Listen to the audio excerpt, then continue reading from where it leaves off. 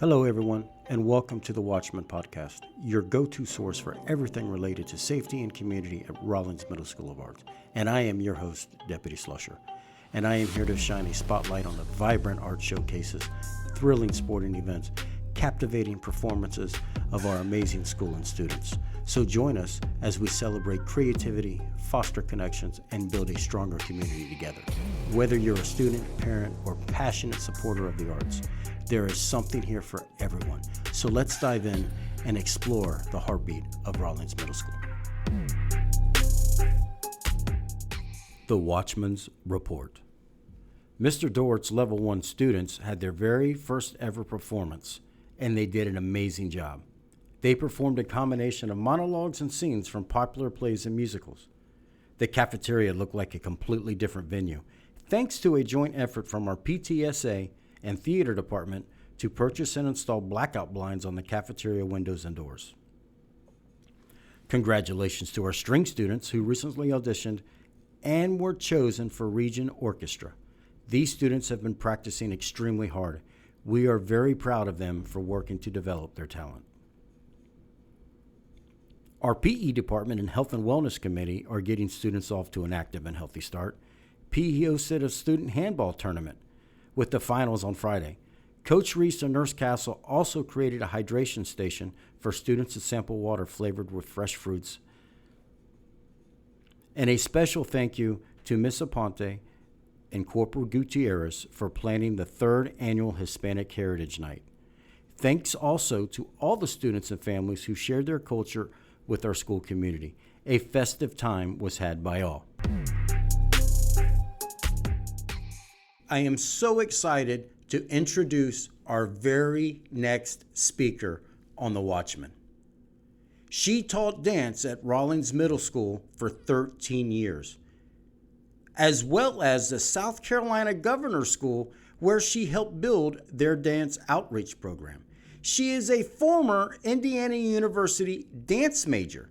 She has also danced professionally and mentored students who are now pursuing their own dance careers. She was also the founder of the Gladiators, which is the leadership transition program for students here at Rolllings Middle. She is a licensed professional counselor and is currently Rolllings Middle School's counselor. Please welcome Amanda Neikirk. Hello and welcome to The Watchman. I'm so excited to have you on the show today, Ms. Neikirk. And I know you're a passionate educator and counselor here at Rolllings Middle School of Arts, and someone who has made an incredible impact through both the arts and student leadership. And I'd like to talk about your journey as a dance teacher, your work with the Gladiators program, and what Red Ribbon Week means to you, the students, and the school community. So if I may, jump right into your journey as a dance teacher. Absolutely. Hello, and thank you for having me. Absolutely. You've spent time teaching dance here at Rolllings Middle School and the Governor's School.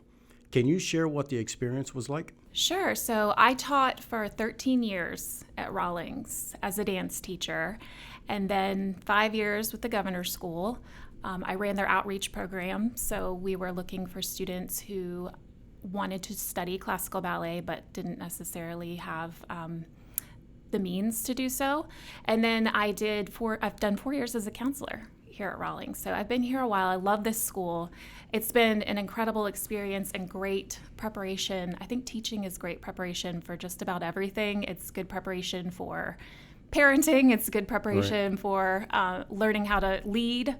And so the skills that I've learned teaching, I think, have carried me through into counseling as well. Okay. So the Governor's School, is that something where students or children need to be accepted, or do they try out for that? Is it? Yes. Okay. Yes. So it's a School of the Arts located in Greenville, South Carolina, and they do have to audition, and it's for 10th through 12th grade. Is that a statewide where anybody in the state can go to this, or is it Yes. just for Greenville, let's say? It's statewide, so they can audition from any area in South Carolina, and they just have to be accepted into the school. They do look at grades and ability. Okay. And if they're accepted, they can go and they can study there at the school. It's a residential program. Nice. How did you motivate your students to push beyond their limits and truly excel, both artistically and personally? teaching students to achieve their personal best and to excel, I think, comes from building a strong relationship with the student. So understanding that student's strengths, that student's weaknesses, where they're coming from, what their barriers might be, whether it's a financial barrier or maybe they have a physical limitation. Right. Just knowing that student really well and then leveraging their strengths to kind of help them discover what they're capable of beyond just dancing, but also with those skills that apply beyond the classroom. So if I can back up, you're speaking about dancing in the governor's school, and you graduated from Indiana University as a dance major. Yes, go Hoosiers. Oh boy, I don't know. It's all about the you with me, but that's all right. What got you into dance? I was a restless child, and I wanted to move. I wanted to be in PE class or on the soccer field. Right. I was not the child that wanted to sit in the classroom. It was hard for me to sit still. I liked to be moving. So I think my parents saw that, and they decided that, let's try dance. Let's see how this goes. And I took to it. I think the artistic part of it with music and movement combined and the creativity was just something I latched onto really quickly and loved. Nice. So we just had the Chattanooga Ballet here. Yes. And one of the gentlemen up there dancing, if I'm correct, was one of the students here at Rolllings. Yes, Kirsten Mazel. Was he one of your students? He was. Okay, nice. He was. So how was it to see him go from a student to him progressing on the stage now with a ballet company? That was an incredible journey to witness because it was not like most students. He struggled at times, right. And we had to work really hard to get him to where we wanted him to be. And there were some moments where I know he questioned it, but ultimately he persevered. We did auditions.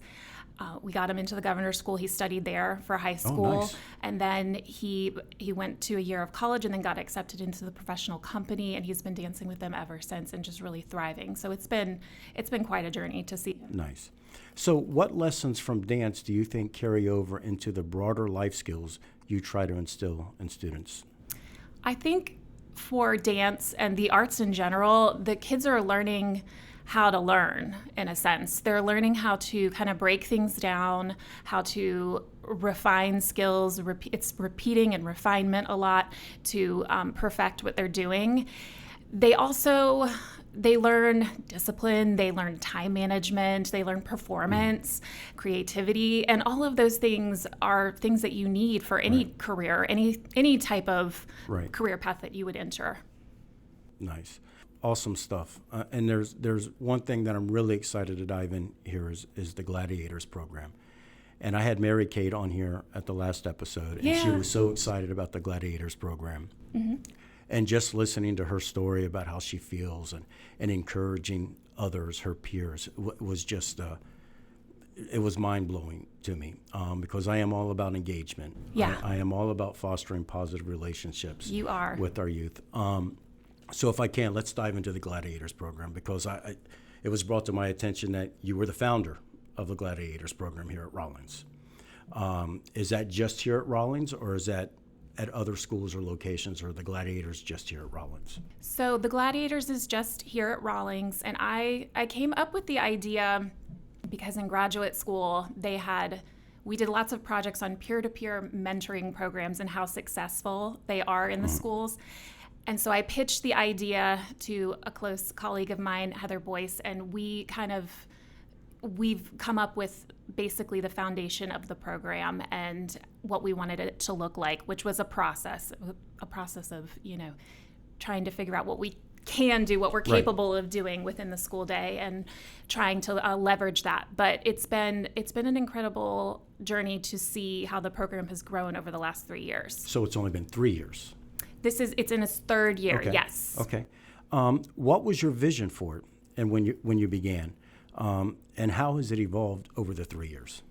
My vision when I began was a little bit probably overly ambitious. I thought they were going to do anything and everything related to leadership within the school. So we kind of started out thinking like, oh, they could do academic tutoring. They can do, the social emotional piece with the peer mentoring. They can host events. They can speak at events. But we had to quickly recognize the tools that we did have to work with, the time that we had, and we had to scale it back a little bit and kind of just learn to perfect the little pieces as we go and then add on more. So instead of trying to take everything on at once, trying to do a few things quality with a little more quality and then add on from there. And so we started out thinking it was going to do all of these different things, but now we've really narrowed it and focused on the social emotional component, which just means that they are helping the students who want help socially as opposed to like the academic piece of it. So they are looking to help mentor students with the transition to middle school. They're hosting some events where students can meet other students and social skills can be modeled. And then they're also just creating an environment for the students, for all students, that's positive and safe and welcoming so that students feel comfortable being here at school and so that our school has a positive. I love it. I mean, I think the program is just amazing. So is it just here at school? Now, do the Gladiators speak to the kids outside of school? Do they get together at schools, or is it encouraged just for the school day? It's just here at school, and I run it with the help of Heather Boyce and Miss Meredith Byrne. And so we do our planning here at school, and the Gladiators do all of their peer mentorship here at school as well. How does somebody become a gladiator? Do the teachers nominate them? Is it somebody that's come to you and might have showed interest, how they want to grab a peer buddy and help them out through the school day? How do they become a gladiator? So at the end of the 6th grade year, I ask the teachers for recommendations because the teachers really are with the students a lot more than we are as counselors, and they see day in and day out what those students are capable of. And so the teachers send me a long list of recommendations. The really hard part is then figuring out how we're going to pick from the awesome, incredible students that they send us. And so I use the help of the fine arts teachers. Sometimes I'll ask fine arts teachers what their thoughts are on it. We use the help of the admin. We look also to at the certain personality characteristics that we might need for a given job. So for instance, a student might be an excellent academic student, but we're also looking for students who can connect with other students because we're trying to leverage that social currency that some students have for something more positive. Right. How have you seen the Gladiators program impact students, both in and out of the classroom? I have seen it grow the confidence of a lot of students, particularly students that didn't necessarily know where they fit in initially. So they may have struggled or been a little more isolated initially in the beginning, and then they sort of found their group. Right. So they were able to build the confidence and some of the tools to branch out of their comfort zone and to make new friends. Right. So great stuff. I mean, I am a huge advocate for the Gladiators. I love it. I love seeing them in the mornings with the car rider line out there with their pom-poms. I think that's how you call it. And their little hands and, just encouraging kids. Let's get the day started on a positive The Friday note. greeting crew, Yes, I think it's amazing. I mean, as you know it as a counselor, engagement is the cornerstone of our collective success. Absolutely. And we have to be engaged with our students, with our families. And I see that from you as well. I see all of the handshakes and all of the engagement that you have with the kids. And it's about fostering those positive relationships. Yeah. And it's also about humanizing the badge. We are human. We have a job to do at the end of the day. But it's the engagement. And if just like when I walk around the hallways, and I tell kids, I say, well, my job as an SRO is more than just making sure a door is locked or secured. It's about building those positive relationships, engagement, creating a safe school environment, which goes back to engagement. right. So I know we have a lot of things going on next week. Next week is Big week. big week. It's Red Ribbon Week. I'm sure there's a lot of activities, fun things to do with the kids, and I'm excited to hear about all those things that we're going to do. So if I can move on from the Gladiators and let's dive into Red Ribbon Week. And, Sure. Let's rock and roll on it. So Red Ribbon Week is such an important time for schools nationwide. What does it mean to RMSA and to you personally? So I think it is a time when we have a very unified message. So it's important because we're kind of standing together to bring awareness to drug and alcohol prevention, Correct. which I think is one of our school's strengths, is being able to kind of give those consistent positive messages that we weave into our daily culture of our school. Right. So what's some of the events that we have planned, or some of the things that we're going to do next week to engage with the students and spread awareness? So the theme is Life is a Puzzle, Solve It. And we have some fun dress-up days planned to get everybody engaged. Each day of the week, we have a different theme that the students will get to do, like a twin day or a dress-up day. And it goes with a theme that also ties into drug and alcohol prevention. We have a Walk the Line event in the cafeteria where I might have something to do with you that. might. Right? Do you want to explain what it is? It's pretty cool. I think it's something to do with goggles. If I was Yep. told wear goggles, and it kind of shows some impairment. Yep. And I have to sit there and kind of like, even though I talk about humanizing the badge, but what they shouldn't be doing, and this is what happens when you're impaired with these goggles. So I'm kind of excited about that. So.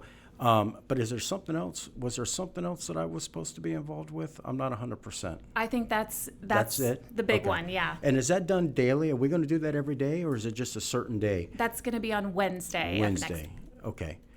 I'm looking forward to that. That's going to be, I might even put the goggles on. Yeah. I mean, I think I'm going to try the goggles. The kids are always surprised at what they see, or don't see. Is this going to be videoed? Because I don't want it to be videoed if it's going to be videoed with me with the goggles, because I can just see it going around the school now. I'm not sure, but who knows these days. It's going to be exciting. I can't wait. What are some common pressures that you see middle schoolers face related to drugs and vaping? So, I mean, as the adolescents, the common pressure is certainly the time and stage of development they're in, which is where they are starting to test the boundaries a little bit and maybe rebel, some of them. I think for this particular generation, some of the challenges, there's like social media, normalizing it or glamorizing it, and how accessible that is to a lot of the kids. That definitely is creating a story for them about, what drugs and alcohol might be that may or may not be true. Mm-hmm. So middle schoolers often encounter misleading information about substance use. How do you help them evaluate and think critically about what they see and hear? So thinking critically is all about questioning, right? So I know sometimes I think we don't want students to question. I know, like, even with my own kids, sometimes, they'll question, well, you aren't drinking enough water either, Mom, Right. And we forget that is a good sign when they are looking and thinking critically and challenging us, because they need to be able to question things. They need to be able to look at a social media story and say, are they trying to sell me something? Is this information correct? They need to be able to ask those questions. And social media, I think, is just, we're at different times with social media. Times. Really, truly are. And our generation does not know what it's like to grow up from, such an early age having that exposure. So when you approach a sensitive topic that might have to do with social media, or somebody has seen something on social media and has caved to that peer pressure, how do you ensure that student feels safe, comfortable, and supported in coming to you? So counselors practice something we call unconditional positive regard, meaning we are positive unconditionally. So even if they've made a bad choice, even if they have done something that they are embarrassed to talk about, we are preserving our offices as a safe space for them to come and share. And a lot of it really comes down to a willingness to listen and to just sort of be a mirror for whatever they're telling you. So when they are telling you what's going on, you are reflecting back what you hear and kind of holding up that mirror for them so they feel seen and heard. And that's really what builds trust with students. Absolutely. What are some signs that a student may need more support than what's typically offered here at the school? And what steps do you take when that happens? So if a student we look at data such as attendance, we look at their grades, we look at discipline, and that's kind of the data that we use daily. If we see sudden changes, maybe a student is not coming to school all of a sudden, or they've had some major discipline things happening, then we definitely would start to question that and see what services we could provide. Right. Teachers are a great resource as well, collaborating and communicating with teachers. What are they seeing in the classroom, getting that information from them, because they're really seeing the students, day to day, and they are the ones who are going to notice if there's a big change. Right. We also can just sometimes observe, or sometimes a student, it's, brought to our attention that a student has had something happen. Maybe parents are getting divorced, or there was something that occurred that was traumatic. And when that is put on our radar, then we can, act accordingly. And we do have several ways in which we follow through. It might be individual counseling, it might be group counseling, or it might be something like a mental health referral, or just collaborative services where we're working with the parents to find resources. Right. So, students face both positive and negative peer pressure. How would you explain the difference between the two? I would say it's kind of, the idea that you can use your strengths and you can use what you've been given for a good purpose, right, or you can use it for a not so good purpose. And that's sort of the choice that we're always having to make and be faced with in life. And I think the more students can understand their own values and how their actions are aligned with those right, values, gives them a little more motivation and drive to act and to use those strengths for something that's a good purpose. So using the positive peer pressure to uplift other students is encouraged. Yes, and we also encourage being a bystander. So, right, if you see another student who is being bullied or another student who is struggling, you will step in and do something to help that other student. Right. It's not just about you. And observing, sometimes you're just as culpable if you're not stepping in to help. Right. So here's the big one. We were all in school, and you didn't want to be labeled as a tattletale or going behind somebody's back. So what should a student do if they suspect a friend may be using drugs or struggling with risky behaviors? If a student suspects something along those lines, they have to report it. Right. And I know that's hard for middle schoolers right, to do. I know they don't want to be labeled. But adults are the ones that have the resources to truly help. And right, sometimes while talking to a friend can be a supportive place to get some of that emotional support, it doesn't take the place, it doesn't right, take the right, place of the adults stepping in and helping with the things that need to happen. So I think knowing that when they come and they report something, they're not going to be, disciplined, or right, they're going to have that safe space to talk is important. They're going to have somebody who's non-judgmental there. And then we also do our best to make sure that students, if they report something, we're protecting confidentiality. Correct. So we're not telling who reported it. We're not giving any information unless we have to give it to someone else. Good. I'm so excited that you joined me today on The Watchman and dive into the Red Ribbon Week, your journey with the Gladiators, your journey as a dance teacher here at Rolllings. And I'm so excited to see where everything is going to go. I'm so excited what next week is going to show us. I'm excited about Wednesday, the impairment goggles. I mean, that's going to be fun. Me too. That's going to be fun. Is there anything that you have or you want to share with the students or the families here at Rolllings? I would say just middle school's a big time of transition, and I think a lot of times parents get a little anxious right, when their kids go to middle school. It really is, they come in one way and they leave something completely different. Right. But I think encouraging your kids to develop a strong sense of values and to live by those values, and to, you're pushing them towards being their authentic self. I think that's the best thing that parents can do. And I want everybody to know as well that we have 3 counselors here, and we do. Every one of y'all's doors are open for the students. It's Dr. Simmons, Miss Boyce, yes, yourself, And I encourage everybody, and if a student, and I hope you guys encourage as well, that if a student may not feel comfortable speaking with y'all, that my door is always open as well. Because I have resources available for them as well, probably the same resources that you guys have. But I want the student body to know that my door is always open as well. So if you guys can encourage that as well with the students that may come in to see you, that door is available too. Absolutely.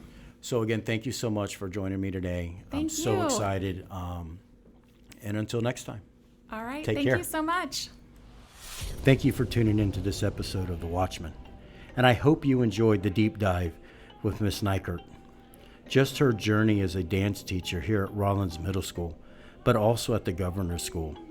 I mean, her motivation, what she's done with the Gladiators, her vision, 3 years now, and just an amazing thing that's going on here. There's so many things going on here at Rolllings Middle School, and so many awesome people behind the scenes that make this stuff happen. So if you liked what you heard, don't forget to subscribe, rate, and review us. Find us on social media, The Watchman, and help this podcast grow. Your feedback helps us grow and bring you even more engaging content. So until next time, remember to keep your eyes open and stay aware. And this is your host, Deputy Slusher. Take care.